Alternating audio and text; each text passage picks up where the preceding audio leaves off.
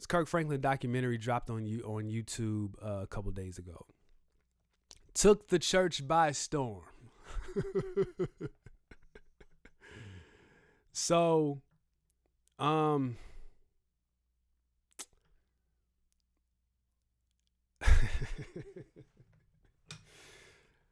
right. First of all, let me say this. The story is nuts. So, I think you should watch it. I think you should watch it. So essentially, the premise of the documentary is the man that his mother told him was his father, the man that he worked through therapy and all this stuff, hating this man, and finally got to a place where he was able to forgive him. This man died. Come to find out, that wasn't his father. And based off of a whim at, I believe, a funeral, they decided to get a DNA test, and come to find out, this dude in this picture next to me, this dude right here, that's Kirk's daddy. So the main characters in this documentary are Kirk, his father, he's now his father, his mother, who he has an estranged relationship with, and his aunt, his mama's sister. Those are the main characters. You got, his choir in the background because he's connecting this to his album. You got his wife around, and then there's a guest starring appearance from his son. His son appears at the end, like how Waldo, reoccurring character, like Waldo, Geraldo, Faldo, like. Initially, he wasn't in the show, but like he wasn't in the credits until later. But he pop up on the episode every once in a while. That's his son popped up a little later. Let me first say about his. Let me get this thought out about his son real quick. It's so funny that when a couple years ago, when that audio of Kirk cussing him out over the phone. And I believe his son leaked that audio, and he thought that it was going to get people to turn against his dad, and everybody sided with Kirk. That was funny. And when he appeared on screen with them jeans, them jeans was wild, Joe. Them jeans was nuts. I don't know what's up with black men and some of the jeans we choose to wear. Like, it's like black men and pants. Some of the pants that we wear, insane. Like, I don't know what it is with us and patches. Why do we like pants with unnecessary patches and pockets in them? Why? Why do we hate them? Why do we love them so much? It just does not compute. But whatever. Philip, you know me well enough. You don't know me like that, but you know me well enough to know that my take is going to be left field. Not left field, though. And I think, so here's what happened. So I saw all the commentary, right? To Claude's point. Everybody was talking about it. Yo, this Kirk documentary is crazy.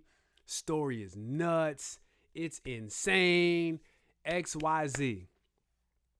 So I remember even telling my wife, like, my wife is very, she's very sensitive.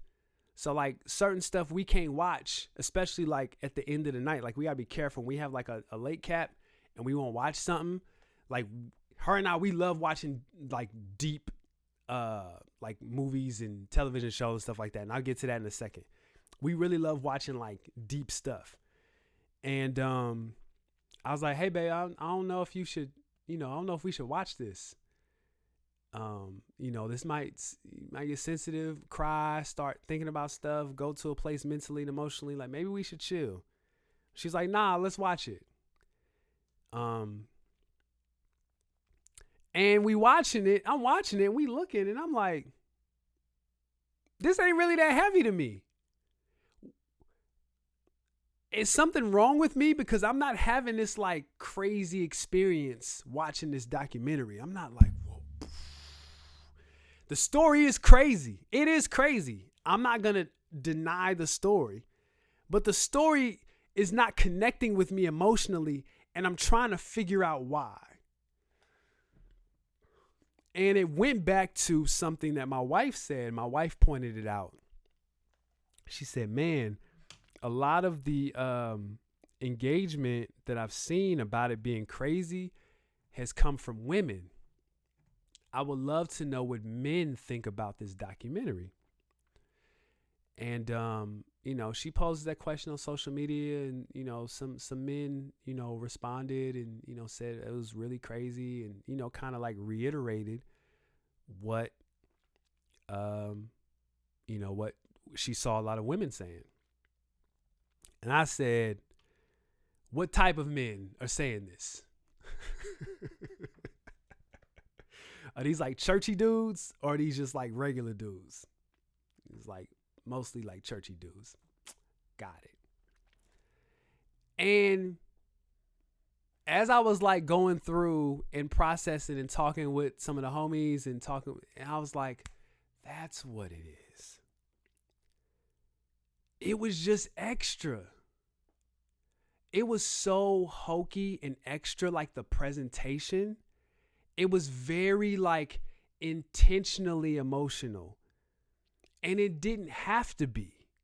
The story itself is so crazy. I don't need the drama and the theatrics. And like those are things that I feel like church spaces love. Love the drama and the theatrics. It just came off very hokey. And I was trying to figure out why the hokiness bothered me. Because there are, and I'm not saying this about all men who classify themselves as churchy men. I'm not about to generalize. However, there is a segment of churchy dudes, and they like victims all the time. And y'all know I hate that. Like when something is like when the devil is always trying you, or when like everything is a test, everything is a battle, everything is a setup for a comeback, everything is like just this extra stuff. And it's like, no, this just life. It's just everything doesn't need this like presentation of this like stage play. Everything in your life don't need that. And I see and know a segment of dudes who love God, but they just extra. And like just very like overt, like they play into the emotionalism that happens in the church. And it's like, it's not necessary. Why is this so I guess why do we need that presentation when Kirk's story was already nuts? His mama was wilding. His mama was wilding. Oh my God. I don't want to spoil it. But when like the big, and I mean, I already told the story. But like when all that comes out and they have the DNA test, she's still like, nah, that ain't your daddy. Like, huh? It got to the point, my favorite part of the documentary, his aunt, her sister, was being like real like mean to him. But at the end of the movie, they're all talking, and she looks at her sister and she's like, he just wants to know the truth. Just tell the boy the truth. I was like, oh, you know something. As I am, and I shared this on Facebook recently, but like as I am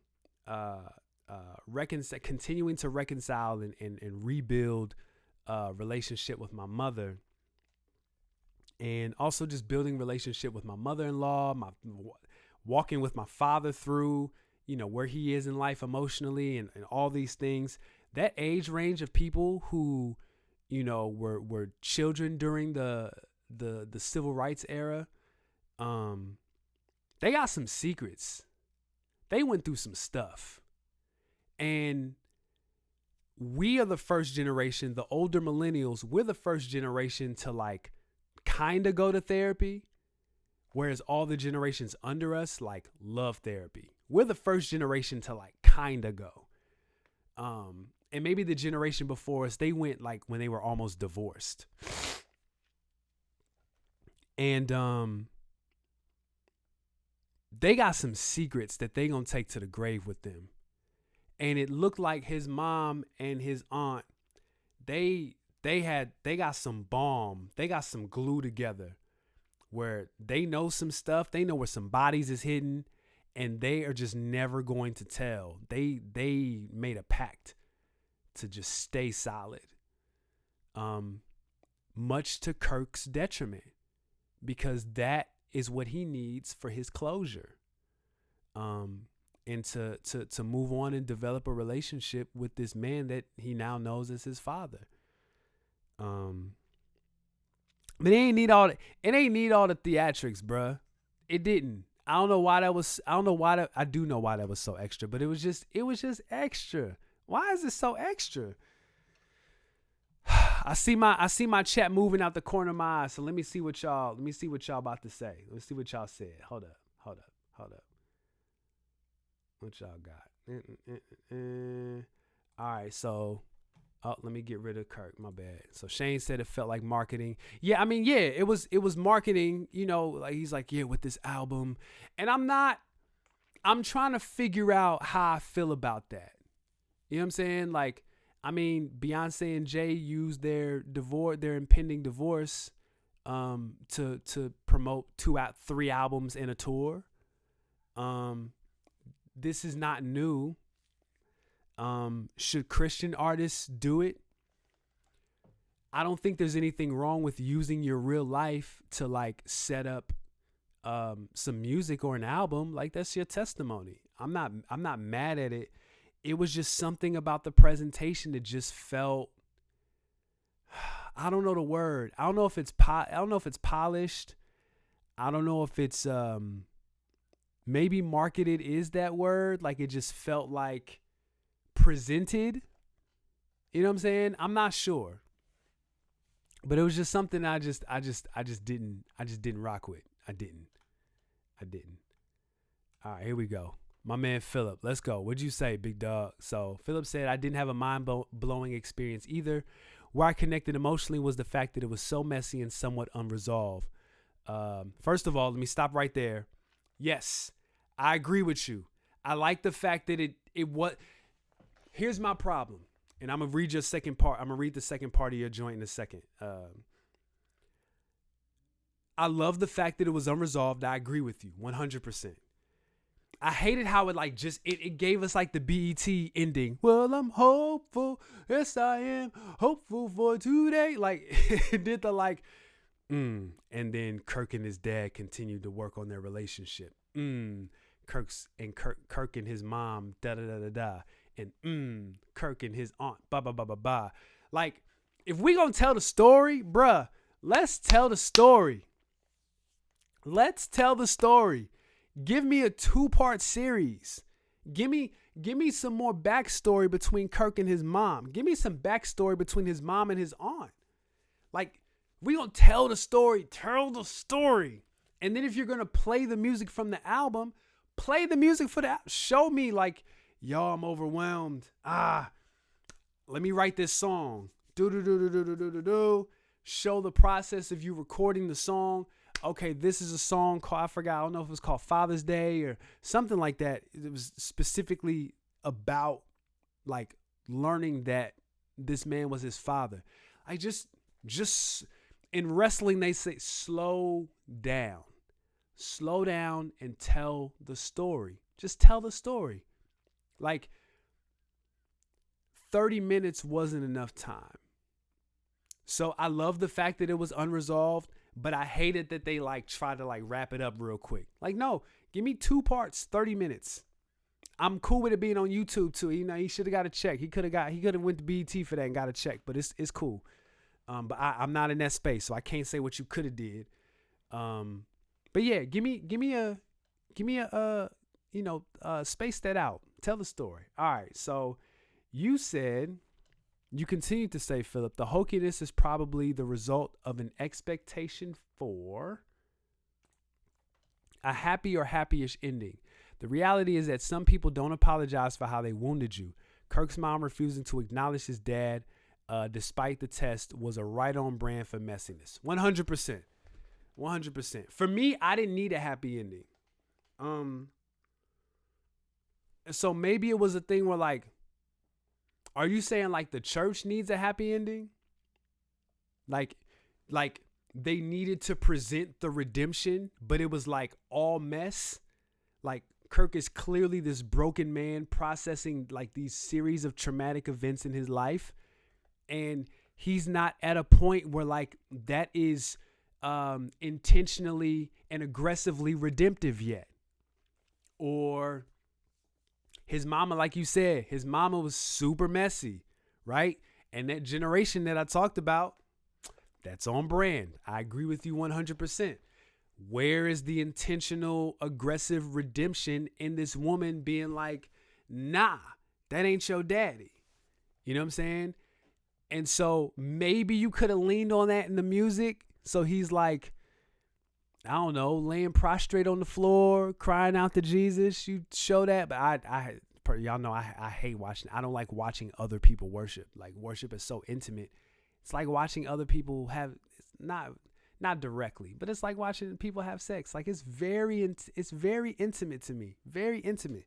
Like I'm not saying when I see somebody lifting their arms up, like this is too much, but like that real, like that, when you get to that level in worship, like that's for you and God. And that will cause you to do some things and go to some places where you can't really control like your presentation.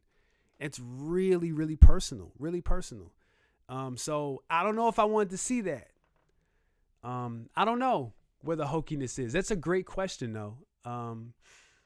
Where we at? Yeah, Alessandro's over the drama. All right, here we go. You said some more stuff. Let's go. So Philip says, you don't spend nearly 20 years apart from your mom for no reason.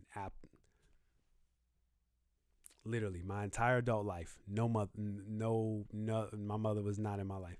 Some folks aren't healthy to be around when you reach a more healed state. 100%. Facts plus tax, as New Yorkers say. And then he said, I related heavily to the unresolved parent wound. I think other people did too, and that skews the perspective a bit. It has the tendency to make it feel more impactful than it really was. Does it make it feel more impacted? Okay. I got you. I see what you're saying. So to go back to my earlier point in the beginning of the episode, okay, I love how you tie this together, Philip. Let's go. So what I think was, I probably should have saved this for the end because now we about to start talking about like fake streams and music and stuff, and we having this deep conversation about parent wounds. At the beginning, I've been saying like, yo, people have been processing like really, really serious things in quarantine. And they're not done processing yet, right? This is a clear example of something that this man has been processing, like you said, for 20 years, and it's still not resolved yet. And so I think many of us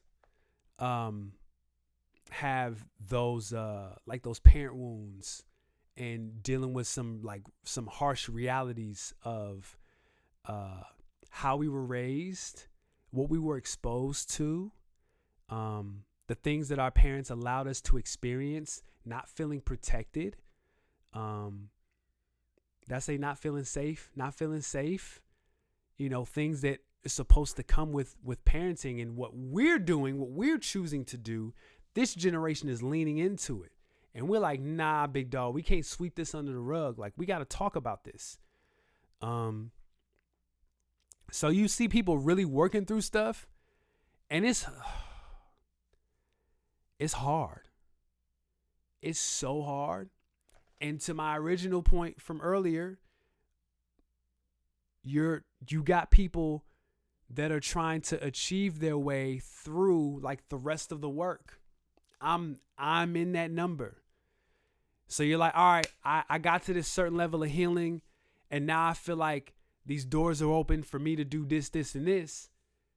And it's like, nah, you still got some more work to do. If anything, like you in too deep. You can't turn around. You can't turn this game off. Like now you're invested. And I mean, you can, but it's going to bother you for the rest of your life. That what would have happened if I would have finished the work? What would have happened if I would have leaned into that experience? What was on the other side of that work, or that finished work? Because here's the thing. Y'all know this. Like healing is not a finished work. It's not. You become more healed. But to say I am healed, it's not. I don't think it happened. I don't think that's a thing. I don't think that's a thing. You're always gonna be dealing with something. And for me personally, where I'm at with that, I hate it. I hate it. Let me be healed. Let me be done. I'm done. I'm tired of working through stuff. I'm tired of it. Let me be done. Let me be total and completely healed. I gotta wait to die to be healed. I gotta get a new body to be healed. To be like, well.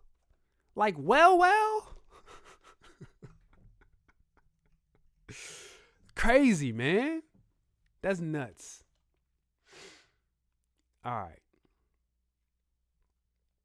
Let me see. Okay, here we go. My man Charles. Actually, I can't even how come y'all not? Okay, there we go. Like, yo, I'm still learning this system, y'all. And I'm about to swap over anyway. So my man Charles said, when I saw the initial clip, it felt like reality TV. Oh, I didn't. Hold up. Let's bring it back. All right, when I saw the initial clip, it felt like reality TV. That side of it has left many people jaded to the perceived authenticity. Yeah, definitely some jadedness for sure. Absolutely. I tell y'all the story about, me getting, dissed for, about my review of the Lecrae album because I said it was fake transparency and it wasn't real authenticity. But I was right. It just runs rampant in the church. Like runs rampant in those spaces where vulnerability can be taken advantage of. And let me not act like I'm holier than thou, because I got to a point where I was absolutely like abusing the I was abusing my ability to be vulnerable to a degree and manipulating that. So let me just not act like I was like the saint of transparency. Like, nah, I got to a point where I was moving foul for sure. All right, what Shane said. Shane said that's what it was. I don't mind him using a story, but a presentation can make a story feel like a story, or you're just telling this to market it to me. Facts.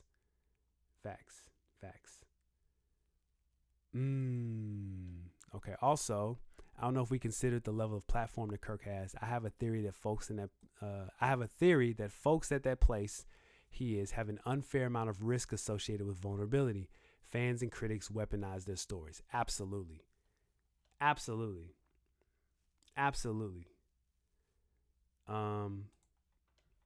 He said that may explain how contrived things ended up being, because he's trying to protect like his brand. Because Kirk, when I wasn't hip, but like I remember when Kirk came out and said he had the porn addiction. Like, I don't know, y'all can tell me, some of you who were saved and in church culture back then. Like I'm sure he got killed, because he definitely got killed on the other side of that. I'm sure the church wouldn't know better. So he's probably like, yeah, if I'm going to do this, like I need to make sure that it's presented in a way so I can protect people. And I'm sure his mama may not necessarily be on that list of people he trying to protect. Like, let me protect my wife. And he protected his son. That the moment with his son, genes aside, was great. It was great. And I really hope that there's some redemption there, because I remember seeing some talk about his son being on like a reality TV show, and I heard people like say like, yo, he's clearly still hurt, and they were like hoping that, you know, him and his father could come to a level of resolve. So I hope that this was the catalyst for that. And of course, my wife with the truth bomb definitely feels intrusive. Why do I need to know this information? Why do I need to know? You know, in this level of social media where everybody feels like they have to, and I think this is one of the reasons why social media is dying, and it's not going to be what it was anymore. Because like now, I know too much about people I don't know, and I don't need to know. So if you having marital problems, I don't need to know. You cheating on your partner, I don't need to know. Y'all got in a fight, a physical fight, I don't need to know. You blew up the bathroom and didn't flush the toilet, I don't need to know. It's just extra. You know what I'm saying?